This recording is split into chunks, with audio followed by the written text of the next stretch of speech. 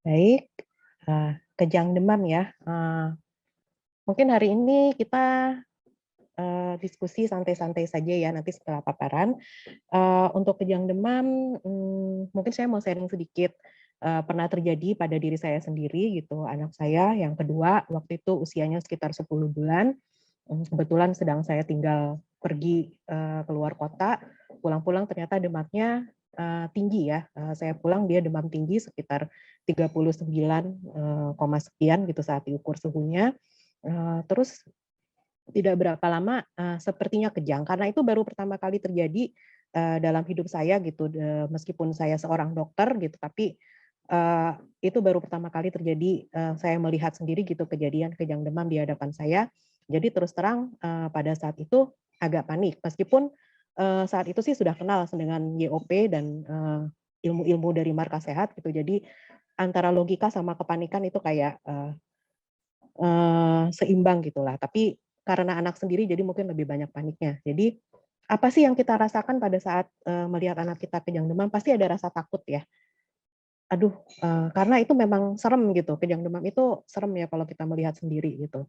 Kita takut, udah gitu bingung, aduh mau ngapain gitu. Kita harus ngapain nih, bingung, cemas gitu. Kemudian panik gitu. Akhirnya ngapain ya gitu. Kita bingung gitu. Kita mau ngapain? Yang ada mungkin hanya bisa ngeliatin, duduk, atau inget gitu nasehat-nasehat orang tua zaman dulu gitu. Itu, biar, nggak kegigit lidahnya, dimasukin sendok atau apa dan sebagainya dan sebagainya.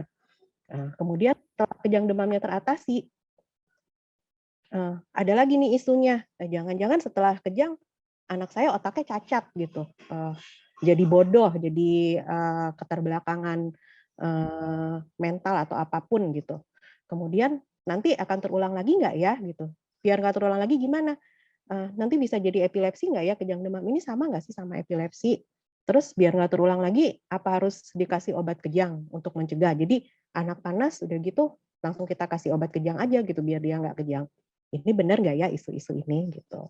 Oke, kemudian yang kedua, demam berdarah ya. Ini sama juga, serem juga nih demam berdarah karena dari judulnya aja demam berdarah gitu. Kayaknya kok serem ya, bikin panik gitu. Kayaknya bahaya banget gitu karena kita sering dengar gitu, bisa sampai meninggal atau sakit yang mungkin sampai masuk ICU segala macam gitu dengan demam berdarah ini, demam berdarah denggi ya. Udah gitu, katanya kalau demam berdarah, anak demam berdarah kasih minum jus jambu atau minuman isotonik. Ini saya nggak nyebut merek ya, tapi ada beberapa merek yang suka disebut gitu kalau anak kita demam berdarah, udah kasih ini aja gitu. Terus harus dirawat gitu, kalau namanya demam berdarah itu pasti harus dirawat atau diinfus. Itu mungkin benar apa enggak ya, mitos atau fakta. Nanti kita sama-sama simak di paparannya Dr. Felix.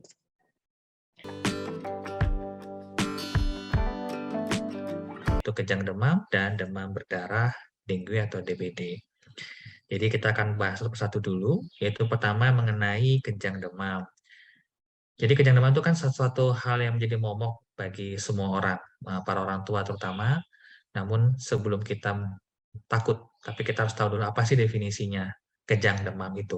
Atau di masyarakat awam suka dibilangnya sebagai step seperti itu ya. Jadi kalau definisi dari kejang demam itu, satu, dia harus ada demam. Yang kedua, pastinya ada kejang. Dan yang ketiga, demamnya itu harus di atas 38 derajat. Dan yang keempat, ini yang tak kalah pentingnya adalah kejang itu tidak terjadi karena penyebab lain, seperti misalkan metabolik, dehidrasi, ataupun infeksi otak. Jadi definisi kejang ini harus harus memenuhi yang keempat ya. Jadi satu anaknya demam, yang kedua anaknya memang ada kejang, yang ketiga demamnya di bawah di atas 38, dan yang keempat tidak ada penyebab lain seperti metabolik, dehidrasi ataupun infeksi otak. Jadi misalkan seorang anaknya dengan demam, ada kejang, tapi sebelumnya anaknya diare-diare hebat, muntah-muntah hebat, sehingga ternyata dia mengalami dehidrasi yang berat, itu bukan masuk kategori kejang demam, meskipun saat itu dia kejang, meskipun saat itu dia demam. Sebaliknya juga ada anak yang dengan demam, ada kejang, tapi demamnya cuma 37,5 atau 37,8 misalnya saat kejang terjadi. Itu mungkin bukan kejang demam. Jadi definisi ini harus sama-sama kita sepakati terlebih dahulu. Nah, dari segi frekuensi, karena memang itu menjadi momok sakit atau menakutkan, ternyata frekuensinya tidak tinggi. Jadi frekuensinya 2-5% dan hanya kita kategorikan anak itu mengalami kejang demam kalau usianya itu 6 bulan sampai 5 tahun. Di referensi lain mencakup sampai 6 tahun. Dan artinya kalau misalkan 2-5% saja, artinya ini jarang kasusnya. Jadi kalau misalkan ada 100 anak itu demam, mungkin hanya 2 atau mungkin 5-nya saja yang mengalami kejang demam. Dan tadi selain definisi yang pertama, ada batasan usia yang harus kita sama-sama sepakati juga. Jadi kalau misalkan ada seorang anak atau bayi lah, kita bilang anaknya itu demam, ada kejang, tapi dia usianya 5 bulan, hati-hati kita nggak akan berpikir dulu mengenai kejang demam. Atau sebaliknya ada anak kejang, tapi usianya dia itu 16 tahun, kita sudah pasti nggak akan mikir anak ini dia mengalami kejang demam. Jadi kejang demam itu kita batasi definisinya dari usia 6 bulan sampai umur 5 tahun, atau kalau misalkan referensi lain kita sampai umur 6 tahun. Nah, setelah kita mempelajari tadi definisi satu dan frekuensinya, sekarang kita bagi-bagi dulu nih. Sebenarnya ada 2 kejang demam itu.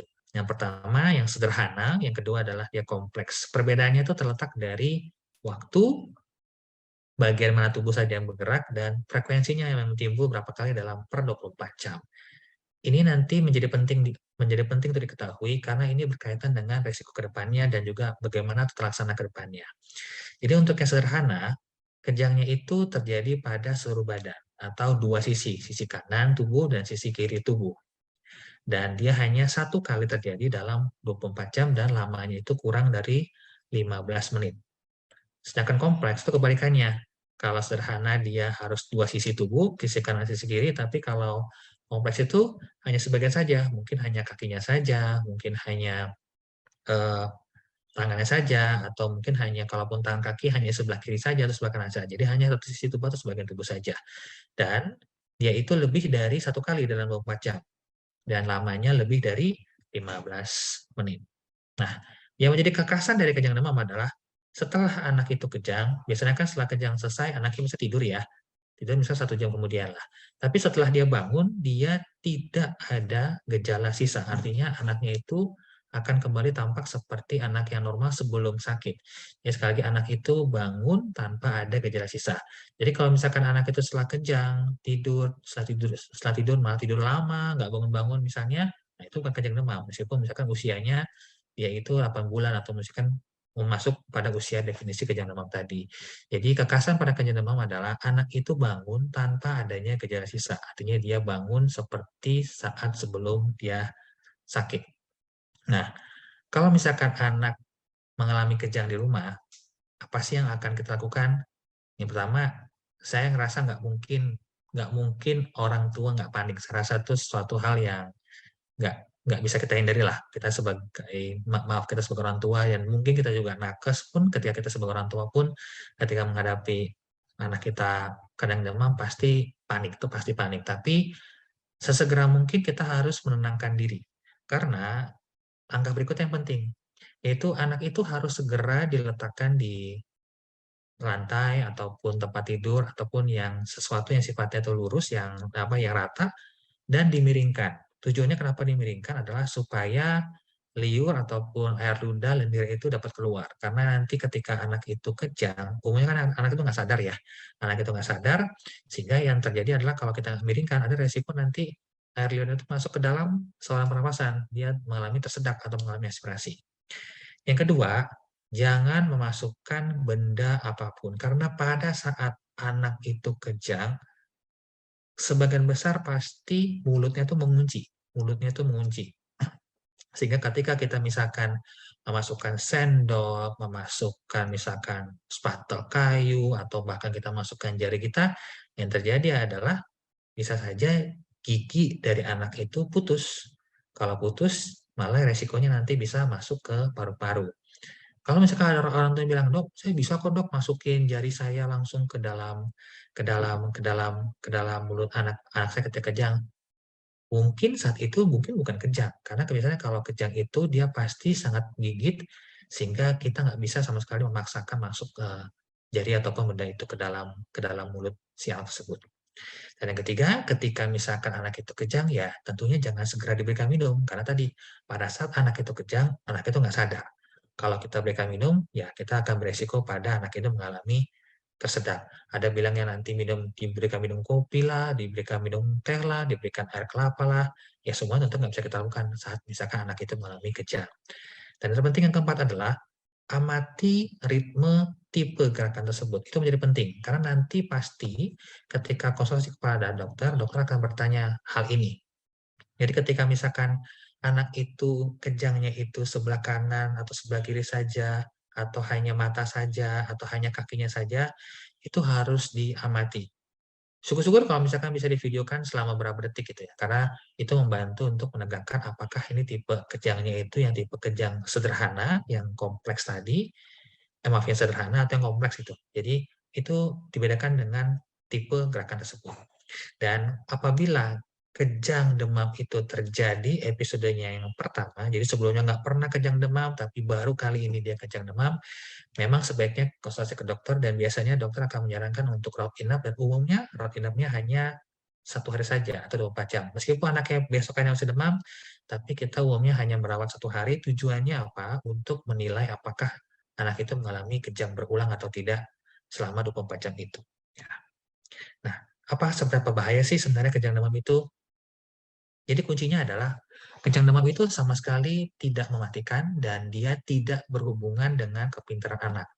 Jadi kalau misalkan, mohon maaf, misalkan prestasinya anak nanti ke depannya anaknya itu urutan mungkin nggak 10 besar misalnya, rankingnya mungkin tengah-tengah, atau dia nggak pintar secara akademis, dan kebetulan juga anak itu dia pernah katanya kejang pada saat dulu pas kecil, tolong jangan disalahkan mengenai kejang demamnya. Jadi bisa saja banyak faktor, bisa saja memang dia bukan tipe anak yang suka belajar misalnya, bukan di bidang akademik minatnya. Jadi kalau misalkan anak itu prestasinya biasa-biasa saja, atau bahkan anak itu mengalami keterlambatan bicara misalnya, anak itu mengalami keterlambatan perkembangan, itu bukan disebabkan karena kejang demam. Kalaupun saat bayinya itu dia mengalami kejang dan mengalami demam, itu pasti bukan definisinya kejang demam yang kita pelajari saat ini. Jadi mungkin itu tipe kejang demam tipe kejang dan disebabkan oleh demam oleh sebab yang lainnya. Seperti tadi misalkan dia ada mengalami infeksi otak ataupun dia misalkan karena dehidrasi. Dan umumnya sebagian besar itu kejang demam itu terjadi di hari pertama atau 24 jam pertama.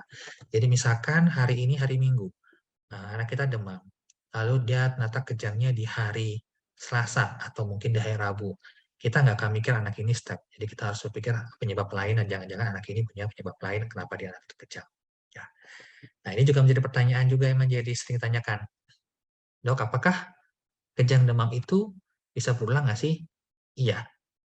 Sayangnya, iya, jawabannya bisa berulang. Tapi pada beberapa resikonya, satu, oh ternyata orang tuanya juga dulunya waktu kecil juga pernah kejang demam, atau ternyata orang tuanya mempunyai riwayat epilepsi. Yang kedua, kejang episode pertamanya itu kurang dari 12 bulan. Yang ketiga, kejangnya itu terjadi saat suhunya di bawah 38 derajat. Misalkan tadi suhunya 37,5 kejang, 37,6 kejang. Jadi kedepannya anak itu punya resiko untuk mengalami kejang demam yang berulang. Atau yang keempat, waktu antara demam ke kejangnya cepet banget. Baru jam 10 ini dapatkan dia demam, ternyata jam setengah 11-nya dia kejang. Nah, itu resiko kejangnya bisa resiko berulang. Dan yang kelima adalah tipenya adalah kejang demam yang kompleks, yang artinya tadi kejang demamnya hanya sebagian atau salah satu sisi tubuh, atau kejangnya terjadi lebih dari 1 kali per 24 jam, ya, atau kejangnya ternyata terjadi lebih dari 15 menit. Jadi ini adalah 5 faktor resiko yang bisa menyebabkan kejang demam itu berulang. Nah, pertanyaan berikutnya juga ke orang tuanya.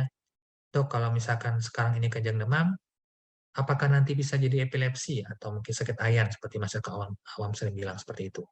Jawabannya memang lagi-lagi nggak bisa kita bilang tidak mungkin, tapi memang harus jawabannya mungkin. Apabila anak itu sudah ada kelainan saraf sebelum sakit. Jadi memang anak itu punya suatu gangguan tertentu, suatu kelainan misalkan pada struktur otaknya, dan anak itu juga mempunyai perkembangan terlambat sebelumnya, namun dia mengalami kejang, bisa saja anak itu masuk dalam kategori yang nanti ke depannya akan mengalami epilepsi. Atau yang kedua, pada anak-anak yang mengalami kejang demam kompleks, atau yang ketiga tadi riwayat orang tuanya mengalami epilepsi, atau kejang demam sederhana, tapi dia berulang dalam 4 kali, berulang sebanyak 4 kali dalam setahun. Ini adalah beberapa faktor risiko kejang demam itu menjadi epilepsi. Dan apakah sebenarnya ada pemeriksaan laboratorium atau pemeriksaan penunjang lain yang harus dilakukan pada anak-anak yang kejang demam? Jawabannya sebagian besar tidak. Apalagi kalau misalkan ada orang tua yang bertanya, "Dok, apakah anak saya harus direkam otaknya ya, Dok, atau namanya EEG?" Jawabannya tidak perlu. EEG itu hanya dilakukan apabila kita mencurigai anaknya itu mengidap epilepsi. Apalagi sampai harus menghabiskan uang untuk CT scan ataupun MRI otak. Jadi CT scan, MRI otak juga tidak perlu karena memang kejang demam itu terjadi kejangnya bukan karena sesuatu masalah pada otak, tapi karena masalah demamnya sendiri, bukan sesuatu masalah pada otak. Kecuali kalau misalkan memang kita sudah curiga pada anak ini, dia sudah adanya gangguan pada otak sebelumnya. Itu barulah kita ada indikasi untuk melakukan CT scan ataupun MRI otak. Dan sebagai clue-nya, sebagai petunjuknya adalah seperti ini. Kalau ada anak dia kejang, lalu dia demam, tapi anaknya nggak bangun-bangun, nggak sadar, sudahlah, jangan berpikir anak ini kejang demam. Pasti dia adanya kemungkinan infeksi otak ataupun gangguan metabolik yang lain. Sebaliknya, kalau anak ini kejang, anak ini demam, dan lamanya lebih dari 30 menit, jangan berpikir bahwa anak ini kejang demam juga. Jangan berpikir ini step seperti biasa, tapi dia adalah status epileptikus. Dan terakhir, kalau anak ini kejang tanpa demam, atau misalkan dia demamnya itu nggak sampai 38 lebih, hanya 37,4, 37,5 misalnya, itu lagi-lagi juga bukan kejang demam, tapi mungkin saja itu suatu epilepsi. Jadi misalkan ada seorang pasien saya dulu ketika saya kerja di daerah, karena dia anaknya kejang di kampung, dia harus bawa ke tempat rumah sakit terdekatnya itu jauh sekali 2 jam, ya dia bisa saja tuh selama 2 jam itu dia mengalami kejang dari rumah sampai ke rumah sakit dan tentunya kita sudah sebut bahwa anak itu bukanlah kejang demam tapi status epileptikus sehingga memang ke depannya dan ketika saya follow up, memang anak itu mengalami kejang berulang dan akhirnya harus mendapatkan terapi epilepsi. Dan di note di bawah ini adalah katakan sebagai berikut. Nothing can be done to prevent a febrile seizure from occurring. Jadi sebenarnya tidak ada satu obat pun yang sebenarnya kita bisa klaim untuk bisa mencegah kejang demam. Ya, ya sekali lagi kalau misalkan seorang anak itu dia demam, ya sudah kita berikan paracetamol misalnya, tapi kita tidak perlu memberikan dia obat anti kejang seperti diazepam yang kita harapkan untuk mencegah kejang itu, tapi ternyata tidak terbukti secara ilmiah.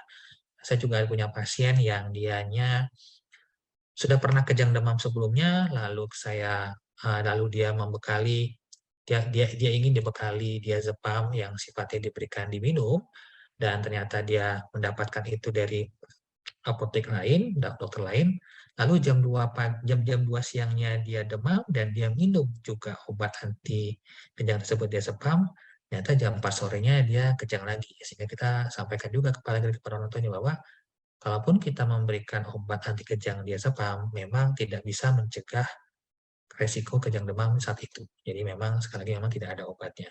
Jadi obat diazepam itu hanya kita berikan pada kasus yang anak itu sedang kejang, lalu kita berikan obat diazepam itu dimasukkan lewat pantat. Tujuannya supaya menghentikan kejang tersebut. Ya. Jadi sebagai contoh seperti ini, jadi ada seorang anak perempuan usianya itu sekitar 8 bulan, anaknya itu demam dan diare, dirawat di ICU, dan pada hari ketiga perawatan muncul gerakan seperti ini, gitu ya. Jadi kita bisa lihat bahwa kedua kaki kanan kirinya itu mengalami kejang, ya. Mohon maaf, wajahnya saya burkan ya, jangan supaya nggak bisa kita lihat gerakan matanya. Tapi pada intinya adalah video ini menggambarkan bahwa ini adalah contoh dari kejang demam yang sifatnya dia kompleks karena dia hanya satu sisi tubuh saja. Dia nggak semua kaki kanan tangan yang berat, tapi dia hanya sisi tubuh saja. Dan yang kedua, dia kejangnya itu pada saat hari ketiga perawatan. Jadi meskipun usianya cocok 8 bulan, meskipun dia ada diare, meskipun dia ada demam, meskipun dia ada kejang, tapi tidak masuk dalam kategori dia itu kejang demam. Berarti dia itu kejangnya itu bisa saja memang dia memang ada suatu infeksi lain kepalanya, atau memang dia mengalami dehidrasi kah saat itu, atau anak itu memang mempunyai suatu gangguan metabolik pada saat perawatan. Jadi, meskipun sekali lagi umurnya sesuai, ada demam, ada kejang, tapi terjadi pada hari ketiga, kita tidak akan mengkategorikan anak ini kejang demam. Ya, baik. Tadi mengenai topik yang pertama, mengenai kejang demam, saya akan lanjut dulu ya mengenai demam ini demam berdarah tinggi, demam berdarah DBD, yang nantinya mungkin akan cukup banyak kasusnya, mengingat nanti ke depannya dalam beberapa bulan mendatang kita sudah akan masuk kepada musim penghujan.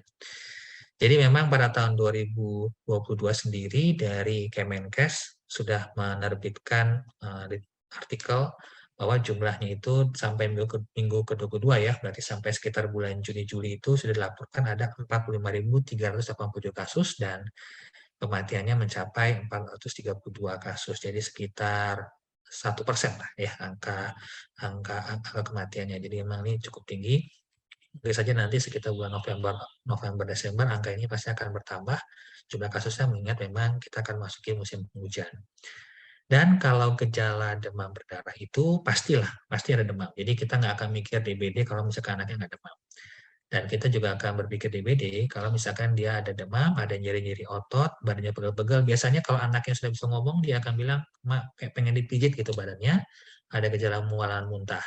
Jadi kalau misalkan ada anak dengan demam, dia ada nyeri otot, ada mual muntah, tapi dia juga ada batuk-batuk yang dominan, ada pilek, srat-srat yang dominan, kita nggak akan serta-merta kita akan berpikir anak ini DBD. Jadi kita mungkin akan berpikir dari infeksi flu-nya, dari selesmanya atau common cold-nya. Jadi kita akan berpikir DBD itu kalau memang dia anak petunjuk utamanya adalah dia hanya demam saja justru. Biasanya kalau demam saja tanpa ada embel-embel lain seperti batuk pilek, tanpa ada embel-embel diare, ya kita nggak akan mikir bahwa anak itu DBD. Ya, kalau misalkan ada gejala-gejala tadi yang lainnya. Dan secara klasifikasi, kalau dulu memang kita mudahnya bilang bahwa, oh ada demam berdarah atau demam dengue, dan juga ada demam berdarah yang sampai dia berat atau kita sebut sebagai demam berdarah yang sampai shock. Nah, atau mungkin sederhana analogi saya, kalau dulu kita gampangnya ada demam berdarah yang derajatnya 0, itu artinya demam tinggi ya, demam berdarah derajat 0, demam tinggi itu bahasa analogi saya kalau ketika saya berusaha menjelaskan pada orang tua lebih muda, ada demam berdarah yang derajat 1 sama 2 itu yang kategori tadi ya, kategori kedua bahwa dia demam berdarah tinggi, ada demam berdarah yang derajatnya 3 dan 4, itu yang maksudnya tipenya yang shock yang biasanya memang harus dirawatnya di ICU rumah sakit. Nah, tahun 2009 kalau salah ya, WHO sudah merubah klasifikasi tadi itu menjadi lebih sederhana lagi, yaitu yang sebelah kanan ini, yaitu demam dengue tanpa tanda bahaya, atau demam dengue dengan tanda bahaya, dan yang ketiga adalah demam yang severe atau demam yang berat. Ini adalah klasifikasinya tahun 2009. Jadi kalau misalkan anak datang dengan demam, dia ada kriteria mual muntah ruam, dia kalau misalkan kita kebetulan cek darahnya, darah putihnya itu rendah, kita mungkin akan berpikir, oh anak ini probable atau kemungkinan memang dengue, sehingga kita nanti bisa saja kita akan ada pemeriksaan laboratorium tambahan, seperti misalkan serologi atau pemeriksaan NS1 nantinya yang saya jelaskan nanti, untuk konfirmasi bahwa anak ini memang demam dengue. Nah, yang harus kita waspadai adalah kalau ada kotak yang kedua dan yang ketiga ini.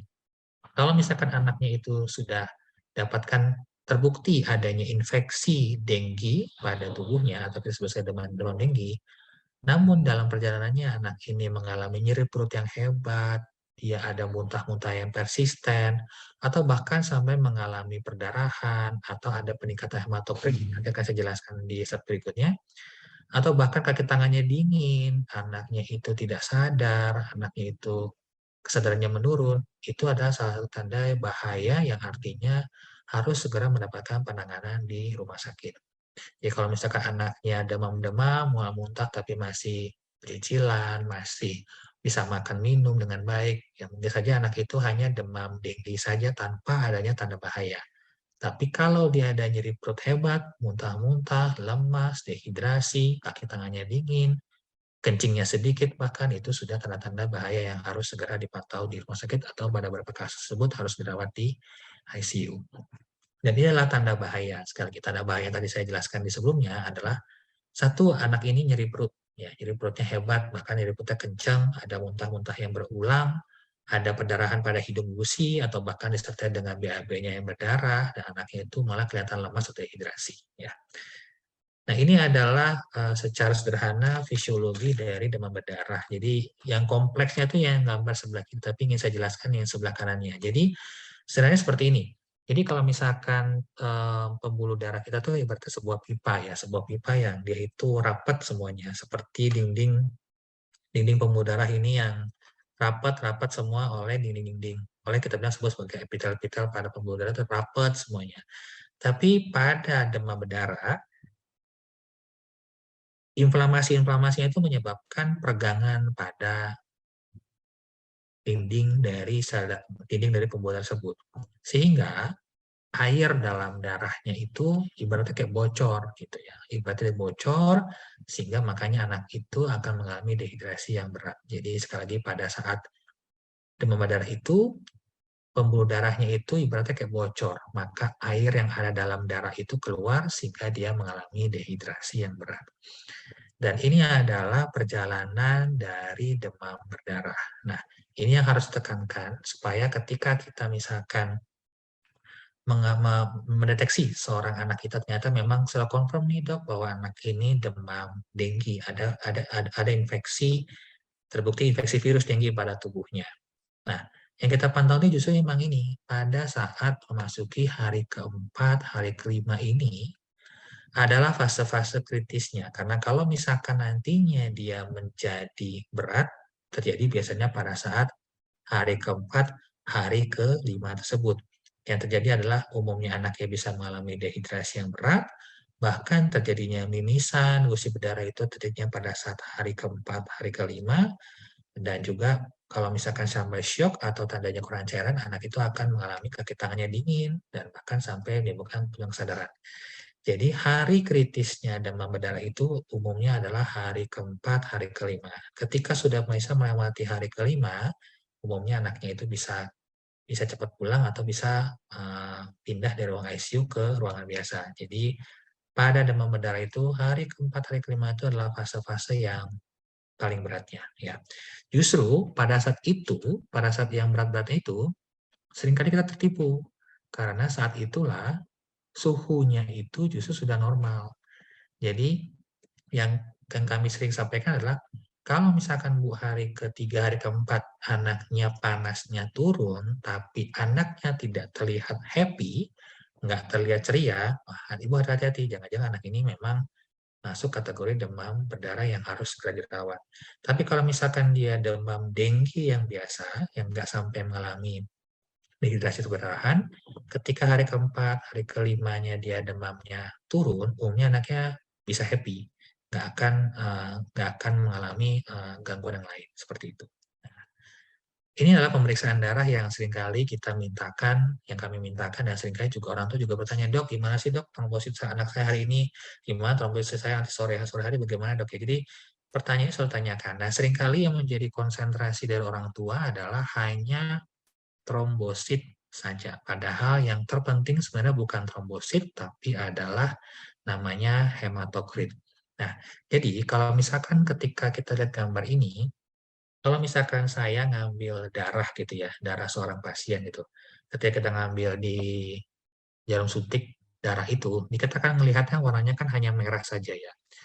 Tetapi kalau saya diamkan darah itu, dan saya jarum suntik itu saya diamkan, saya dalam posisi berdiri, lambat laun dia akan terbentuk 3 lapisan seperti gambar ini.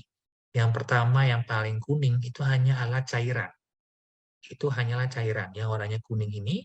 Yang tengah-tengahnya agak keputihan itu adalah lapisan kedua yang berisi mengandung sel darah putih dan trombosit. Jadi itu sedikit sekali.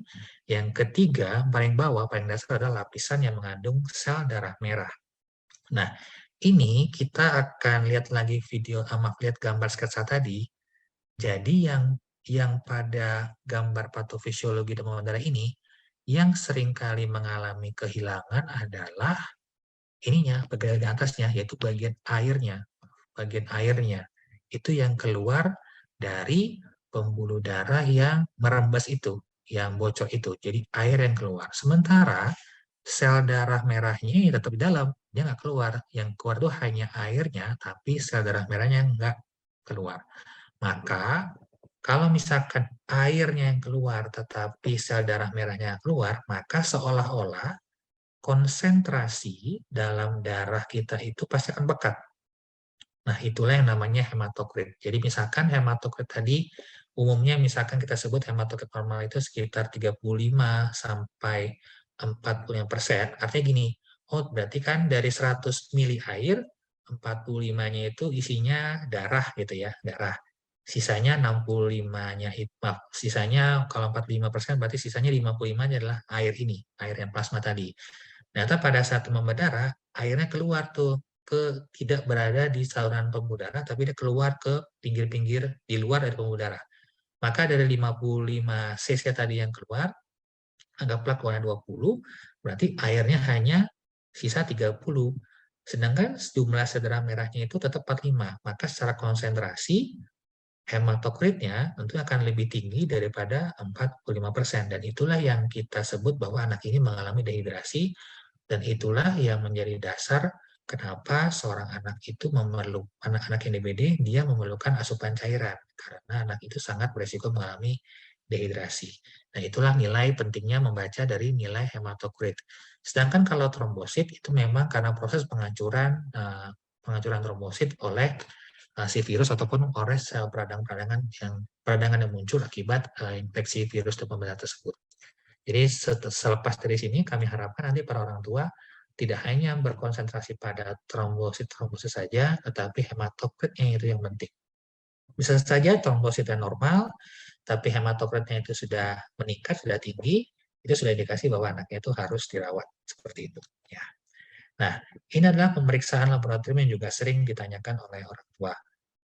Apa itu NS1 atau NS1, apa itu IgG, IgM, Dengue. Nah, NS1 adalah sebuah protein yang dihasilkan oleh tubuh ketika demam berdarah. Itu virusnya, maksud saya virus dengue-nya itu masuk ke dalam tubuh. Nah, respon tubuh kita akan muncul NS1. Maka NS1 itu dia bisa terdeteksi di hari-hari awal. Dari hari pertama, hari kedua, hari ketiga biasanya tinggi tuh. Tapi ketika hari keempat dan seterusnya sudah mulai turun. Jadi biasanya kalau sudah hari kelima, hari keenam kita nggak akan periksa lagi NS1, kita akan periksa laboratorium lain untuk mengkonfirmasi anak kita DBD atau bukan. Nah, jadi ketika kita datang hari pertama, ya kalau kita datang hari pertama, dok saya mau tahu anak saya itu terinfeksi nggak sih dengan dengue? Oh iya bisa, ya udah kita periksa namanya NS1 ini. Ya, tapi kalau misalkan anaknya itu datang pada hari kelima misalnya, lalu orang tuanya ingin menanyakan bahwa apakah saya bisa periksa NS1, tentu tidak bisa. Biasanya kalau kita di hari-hari kelima, hari keenam, umumnya darahnya sudah lebih sedikit, titernya sudah lebih rendah, sehingga kita mengusulkan untuk pemeriksaan yang lain seperti serologi yang kita kenal namanya IgG atau IgM. Ya, IgM atau Dengue, yang seperti halnya kalau pernah lihat, kalau pernah zaman-zaman COVID kita sekarang ini yang 2 tahun lalu kan kita ingat rapid test antibody ya, rapid test antibody COVID. Nah, itu kan seperti itu. Jadi kalau dulu munculnya ada rapid test antibody COVID, nah kalau ini ada rapid test antibody untuk virus dengue-nya. Nah, yang sering jadi pertanyaan tadi, kalau misalkan hari pertama datang anak itu dan setelah dites ternyata NS1-nya positif, jelas dong kalau NS1 positif berarti anaknya itu sudah pasti terinfeksi virus dengue. Tetapi yang menjadi catatan adalah deteksi positif ini tidak mengindikasikan bahaya dan juga tidak mengindikasikan bahwa anak kita harus dirawat. Karena tadi, kalau kita belajar yang tadi ini, bahwa fase-fase beratnya anak itu, kalau dia memang nantinya menjadi demam berdarah tinggi, fase-fase beratnya itu harus kita pantau di hari keempat, hari kelima. Nyata misalkan anaknya itu hari pertama dia NS1-nya positif, lalu kita pulangkan, kita jelaskan edukasi dia setuju pulang, lalu misalkan hari keempat kita tes lagi, ternyata hematokritnya meningkat, atau anak itu secara klinis tampak lemas, kaki tangannya dingin, ya itu sudah harus indikasi dirawat. Tapi ternyata misalkan hari keempat, ternyata pada saat kita periksa, oh kadar hematokritnya bagus, trombositnya juga tidak turun terlalu jauh, ya sudah kita mungkin bisa hanya rawat jalan saja dan dia mungkin hanya masuk kategori demam dengue saja, ya yaitu demam denggi yang tanpa adanya tanda bahaya, sehingga dia tidak harus dirawat. Jadi ketika misalkan seorang anak dapati hasil NS1-nya positif, itu hanya menandakan bahwa anak ini sedang sakit demam denggi, infeksi virus dengginya ada dalam tubuhnya. Tapi tidak menjelaskan dan tidak mengindikasikan bahwa kedepannya pasti anak ini mengalami tanda bahaya atau harus dirawat. Ya, jadi itu sekali lagi yang penting di situ. Nah, ini adalah contoh paru-paru yang sebelah kiri adalah paru-paru yang normal, yang sebelah kanan itu yang tidak normal. Jadi kalau dilihat paru-paru sebelah kiri itu, ini memang miring ya, fotonya memang miring. Jadi kalau paru-paru yang kiri normal itu normal seperti ini. Jadi normalnya itu kalau paru-paru gambarnya warnanya hitam. Tapi kalau di sebelah kanan, kelihatan beda ya. Di paru-parunya itu ada seperti gambaran garis ini. Dan garis ini sebenarnya menandakan adanya cairan di paru-paru. Inilah yang maksudnya penjelasan dari gambar sketsa ini. Bahwa ketika pada demam berdarah, pembuluh darahnya itu bocor, maka airnya yang keluar. Dan ketika air itu keluar, dia keluarnya itu contoh yang paling mudah tampak adalah di paru-paru ini, paru-paru. Ya, makanya kita akan tampak cairan ketika kita foto parunya. Nah, kita foto parunya harus posisi yang kita bilang miring. Nah, karena nanti kan kalau kita bilang gravitasi kan air itu kan akan turun ke bawah ya. Jadi kalau ada posisinya dia miring, dia akan airnya itu akan berkumpul di bagian dasar dari paru-paru yang ketika kita foto baru akan kelihatan. Oke. Nah, kapan harus dirawat? Nah, seperti tadi kalau kita sudah paham tadi gambarnya, gambar pato apa namanya kita bilang gambar perjalanannya ya, bahwa dirawat itu misalkan satu pada hari keempat hari kelima umumnya yang biasa disertai tanda dehidrasi, tanda dia shock atau tanda pendarahan. Itu tadi kalau misalkan anaknya lemas, anaknya urinnya sedikit, maka minum nggak mau, muntah-muntah berulang, kaki tangannya dingin, atau pas kita periksa ada peningkatan hematokrit, pada saat itu anaknya juga mengalami mimisan banyak, gusi berdarah, atau ada juga muntah-muntah ataupun BAB berdarah, itu sudah tanda-tanda yang harus dirawat. Nah, yang terakhir, ini yang menjadi seringkali pertanyaan juga dari para orang tua, dok kalau misalkan DBD itu harusnya diapain sih dok? Saya pengen banget cepat-cepat pulang nih, saya pengen banget anak saya cepat naik trombositnya, takut dok gitu.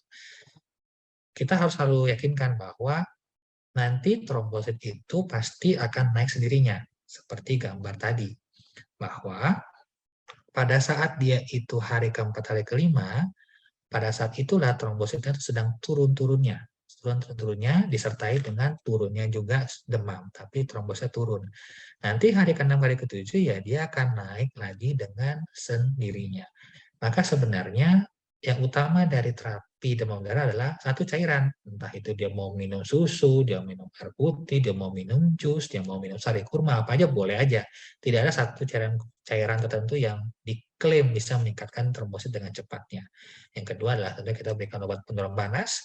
Hati-hati dengan kita berikan ibuprofen. Ya, ada beberapa obat panas tertentu yang nanti kalau baca komposisinya dia mau ibuprofen.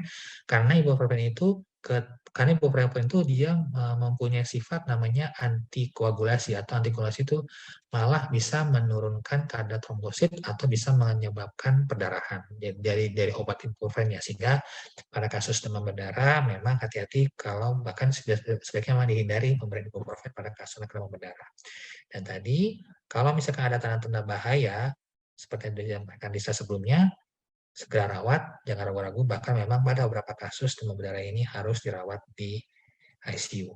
Jadi cairan pada demam berdarah pada anak-anak sakit DBD, demam dengue itu tidak harus jamu merah, tidak harus sari kurma, tidak harus angkat ya, tapi apapun yang anaknya mau ya silahkan saja itu dinikmati ya. Dan ini adalah gambar jadwal imunisasi yang saya rasa semua hampir orang-orang itu sudah punya. Yang saya soroti adalah yang bawah ini, bahwa mengenai vaksin dengue, ya vaksin dengue memang sekarang masih belum tersedia, tapi memang di negara lain sudah dipasarkan. Namun ketika nantinya sudah akan dipasarkan dan akan kita berlakukan lagi, vaksin demam berdarah ini hanya bisa diberikan pada usia 9 sampai 16 tahun dengan syaratnya yang saya tanda warna merah. Anak ini sudah pernah terinfeksi atau sudah sakit DBD sebelumnya.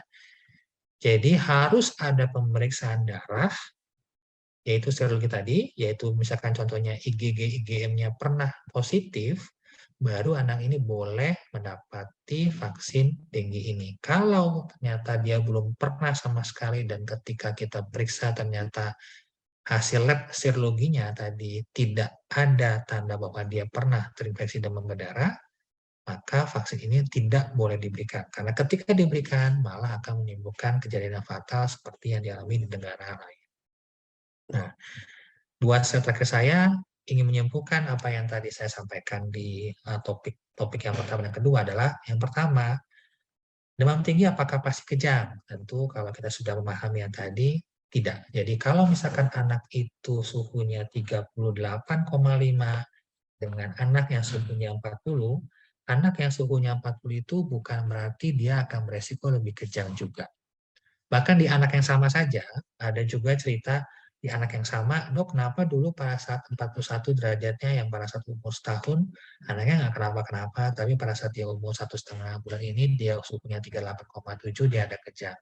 Nah itu menandakan bahwa tidak semua demam tinggi itu anak itu pasti kejang. Dan yang kedua, apakah demam tinggi yang tidak turun itu pasti kejang? Lagi-lagi bukan. Dan yang ketiga, tidak ada kejang tanpa demam. Ini jelas salah. Tadi ada kejang yang bisa terjadi tanpa demam, yaitu adalah namanya epilepsi. Karena ada juga orang tua yang pernah saya temui, jelas bahwa anak itu diceritakan ceritanya adalah anak kejang, tapi masih kekeh anak saya nggak demam, dok, anak saya nggak demam, kayaknya memang kejang deh. Jadi ada kejang yang tidak disertai oleh demam, yaitu adalah epilepsi. Yang keempat, dok, kejang demam itu pasti bikin anak saya jadi bodoh ya, anak saya jadi nggak pintar, anak saya nggak bisa berprestasi. Jawabannya tidak.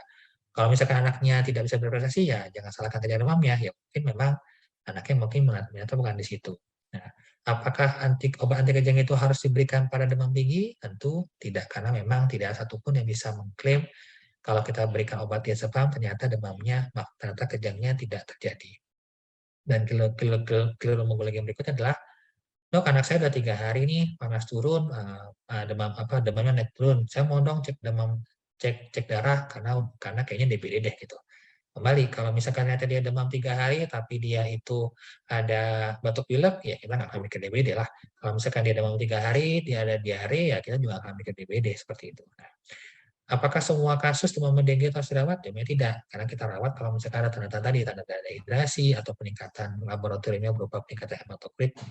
Dan apakah trombosit terendah itu harus atau miliknya demam berdarah? Jawabannya juga tidak. Banyak infeksi virus lain yang juga ditandai dengan trombosit turun. Maka kembali lagi kita perlu melakukan anamnesis, kita juga perlu melakukan pemeriksaan yang baik pada seorang pasien. Jadi kalau misalkan ada anak-anak pasien saya juga, dia demamnya itu datang di hari ketiga, hari keempat, pada saat periksa yaitu trombosit rendah dan ternyata kita periksa serologinya itu negatif, ternyata memang saya bilang bukan DBD, ternyata hari kelimanya dia datang dengan keluhan badannya merah-merah semua, ya kita bilang namanya seperti campak ataupun rubella. Itu juga bisa kita temui trombosit rendah. Apakah trombosit turun pada DBD itu harus ditransfusi? Jawabannya tidak. Semua trombosit turun pada DBD itu harus ditransfusi. Ada kriteria kapan trombosit itu harus diberikan pada kasus DBD. Sebagian besar tidak perlu trombosit karena prinsip pemberian transfusi darah adalah kita memberikan transfusi apabila benar ada indikasinya, dan indikasinya bukan semata-mata karena demam berdarah saja pada trombosit turun. Dan yang terakhir, apakah DBD itu perlu diberikan antibiotik agar trombosit naik? Jawabannya tentu tidak, karena DBD itu tadi disebabkan oleh virus dengue, bukan oleh bakteri. Jadi antibiotik itu hanya untuk bakteri, sedangkan DBD itu disebabkan oleh virus dengue. Jadi sekali lagi, sangat-sangat tidak tepat apabila DBD itu diberikan antibiotik. Jadi saya mau ucapkan terima kasih atas kesempatannya untuk mengikuti topik ini. Mudah-mudahan bermanfaat. Saya kembalikan kepada moderator.